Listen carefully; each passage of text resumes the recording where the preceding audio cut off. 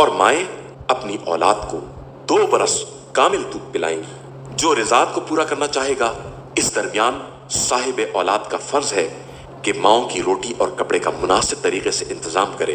किसी शख्स को उसकी वुसअत से ज्यादा तकलीफ नहीं दी जा सकती।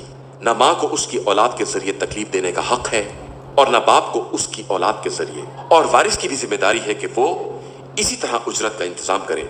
फिर अगर दोनों बाहमी रजामंदी और मशवरे से दूध छुड़ाना चाहें तो कोई हर्ज नहीं है। और अगर तुम अपनी औलाद के लिए दूध पिलाने वाली तलाश करना चाहो तो इसमें भी कोई हर्ज नहीं है, बशर्ते के मुतारिफ तरीके की उजरत अदा कर दो। और अल्लाह से डरो और ये समझो कि वो तुम्हारे अमाल को खूब देख रहा है। और जो लोग तुम में से बीवियां छोड़कर मर जाएं, इनकी बीवियां 4 महीने 10 दिन इंतजार करें। जब ये मुद्दत पूरी हो जाए तो जो मुनासिब काम अपने हक में करें, इसमें कोई हरज नहीं है। खुदा तुम्हारे अमाल से खूब बाखबर है। तुम्हारे लिए निकाह के पैगाम की पेशकश या दिल ही दिल में पोशीदा इरादे में कोई हरज नहीं है। खुदा को मालूम है कि तुम बाद में इनसे तस्करा करोगे, लेकिन फिलहाल खुफिया वादा भी ना लो।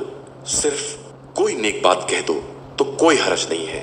और जब तक मुकर्ररा मुद्दत पूरी ना हो जाए, अक़्द निकाह का इरादा ना करना।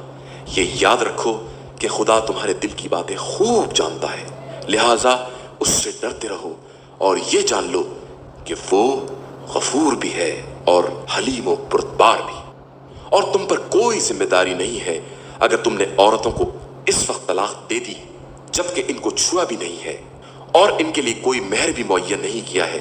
अलबत्ता इन्हें कुछ माल मता दे दो, मालदार अपनी हैसियत के मुताबिक और गरीब अपनी हैसियत के मुताबिक। ये मता बक़द्र मुनासिब होना जरूरी है कि ये नेक किरदारों पर एक हक है। और अगर तुमने उनको छूने से पहले तलाक दे दी और उनके लिए मेहर मुअय्यन कर चुके थे तो मुअय्यन मेहर का निस्फ देना होगा, मगर यह कि वो खुद माफ कर दें या इनका वली माफ कर दे। और माफ कर देना तक़वा से ज्यादा करीब तर है।